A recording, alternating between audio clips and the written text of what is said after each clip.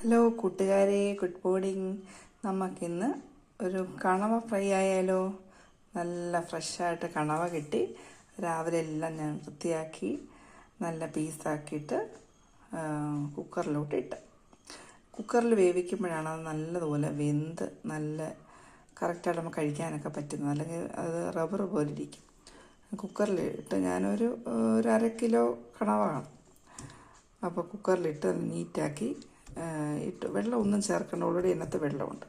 അതിനകത്ത് കുറച്ച് ഇൻഗ്രീഡിയൻസുകളുണ്ട്, നമുക്ക് ചേർക്കാൻ നോക്കാം എന്തൊക്കെയാണ്.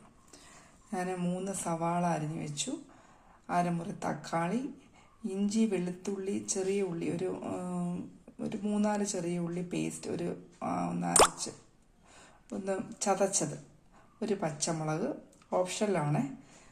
പിന്നെ ഒരു 1.5 ടീസ്പൂൺ നമ്മൾ എരിവനുസരിച്ച് 1 സ്പൂൺ ആയാലും മതി മുളക് പൊടി, ഒരു സ്പൂൺ മല്ലിപ്പൊടി, 1/4 സ്പൂൺ മഞ്ഞൾപ്പൊടി, പിന്നെ ഗരം മസാല വേണം കുറച്ചുകൂടെ ചേർക്കാം. ഇത്രയൊക്കെയാണ് നമ്മുടെ ഇൻഗ്രീഡിയൻസ്. കറിവേപ്പില ഇല്ലാതായിപ്പില്ലേ, കറിവേപ്പിലൂടെ ചേർക്കാൻ പറ്റും. ഓക്കെ, അപ്പോൾ നമുക്ക് നോക്കാം. അപ്പോൾ ആദ്യം ഈ കണവയിലോട്ട് നമ്മൾ ഈ ചതച്ച് വെച്ചിരിക്കും. കണവയാണെങ്കിൽ നമുക്ക് ഈ അരപ്പ് പിടിക്കാൻ വളരെ പാടാണ്. അപ്പോൾ നമ്മൾ കുക്കറിൽ വേവിക്കുമ്പോൾ അതിന് മുമ്പ് നമുക്ക് ഈ ഇച്ചിരി നമ്മൾ നേരത്തെ ചതച്ച് വെച്ച് ഇഞ്ചി, വെളുത്തുള്ളിയും ഉള്ളിയുടെ പേസ്റ്റ് ഇടുക. പിന്നെ കുറച്ച് സവാള ഇടുക. പിന്നെ അതിൽ നമ്മൾ എടുത്ത് വെച്ച് കുറച്ച് മുളക് പൊടി ഇടുക, കുറച്ച് മല്ലിപ്പൊടി ഇടുക, കുറച്ച് ഗരം മസാല ഇടുക, മഞ്ഞൾപ്പൊടി ഇടുക, പിന്നെ കുറച്ച് ഉപ്പ് ചേർക്കുക. ഉപ്പ് നമ്മൾ ഈ പരലുപ്പ് വാങ്ങിച്ചിട്ട് അത് ഡൈല്യൂട്ട് ചെയ്ത് വെക്കണം. മറ്റേ പൊടിയുപ്പ് ഡേഞ്ചറസ് ആണ്, അതാരും ഉപയോഗിക്കരുത്. അപ്പോൾ നമുക്ക് വേവിക്കാം. ഓക്കേ, അപ്പോൾ കണവ അടുപ്പയിൽ വെച്ചു. കണവ വേവുന്ന സമയം കൊണ്ട് നമുക്കിത് വഴറ്റി കൊണ്ടുവരാം.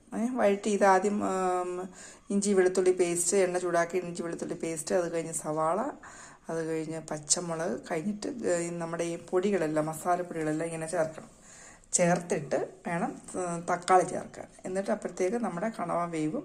എന്നിട്ട് അത് ആഡ് ചെയ്യാം. ഓക്കേ, അപ്പം നമ്മൾ ഇഞ്ചി വെളുത്തുള്ളി പേസ്റ്റ് ആദ്യം ഇട്ടു.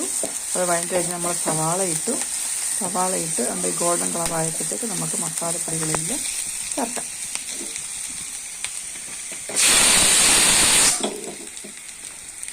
കണവ ഒരു വിസിലടിച്ച് കഴിഞ്ഞു, 2 വിസിൽ അടിക്കണം. അപ്പോൾ നല്ല സോഫ്റ്റാവും.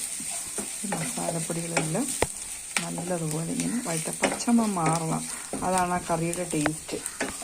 കളറും വരും, നല്ലതുപോലെ മസാല പിടിക്കുകയും ചെയ്യും.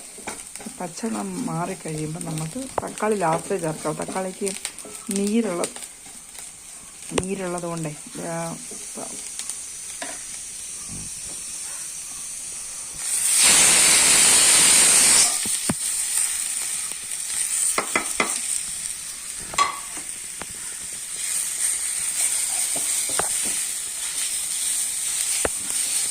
നല്ലതുപോലെ വഴറ്റി എടുക്കുക.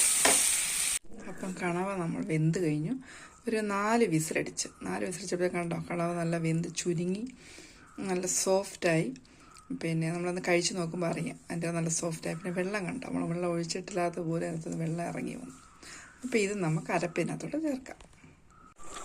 അതുകൊണ്ട് അരപ്പിനകത്തോട്ട് ഈ കണവ നമ്മൾ വേവിച്ചത് ചേർത്ത്. അതിനകത്തുള്ള വെള്ളം കണ്ടോ. ഇത് നമുക്ക് ചാറ് കറിയായിട്ട് ഉപയോഗിക്കുന്നെങ്കിൽ ഇങ്ങനെ ഉപയോഗിക്കാം. അഥവാ കണവ ഫ്രൈ ആയിട്ട് ഉപയോഗിക്കുന്നെങ്കിൽ നമുക്ക് കുറച്ചുകൂടെ വറ്റിക്കാം.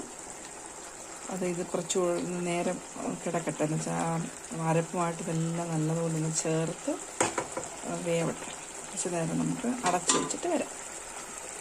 നമ്മുടെ കണവ ഫൈനൽ സ്റ്റേജിലേക്ക് വന്ന് ഞാൻ ലാസ്റ്റിൽ ഒരു 3 സ്റ്റെപ്പ് കൂടെ ചെയ്ത് ഒരു 1/2 ടീസ്പൂൺ കുരുമുളക് പൊടിയും പിന്നെ 1 നുള്ള് പഞ്ചസാര, അത് ഓപ്ഷനിലാണ്. എന്ന് വെച്ചാൽ ഇതെല്ലാം രുചി ഒന്ന് ബാലൻസ് ചെയ്യാൻ വേണ്ടിയിട്ട് 1 നുള്ളേ ചേർക്കാവേ. പഞ്ചസാര, 1/2 ടീസ്പൂൺ കുരുമുളക് പൊടി, എന്നിട്ട് കടുക് പൊട്ടിച്ചിട്ട് ഞാൻ എത്രയേ ഉള്ളൂ. ഇനി നമുക്ക് സെർവ് ചെയ്യാം. അപ്പോൾ കൂട്ടുകാർ, നമ്മുടെ കണവ റോസ്റ്റ് റെഡിയായി. ഇതാണ് ഫൈനൽ പ്രോഡക്റ്റ്. എല്ലാവരും ചെയ്ത് നോക്കണം.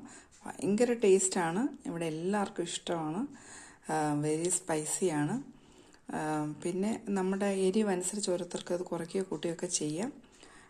എല്ലാവരും വെച്ച് നോക്കണം. എന്നിട്ട് കമൻസ് അറിയിക്കണം. നിങ്ങളുടെ വിലയേറിയ അഭിപ്രായങ്ങൾ ഞങ്ങൾക്ക് വളരെ പ്രോത്സാഹനമാണ്. പിന്നെ എല്ലാവരും ദൈവം അനുഗ്രഹിക്കട്ടെ. Okay, thank you.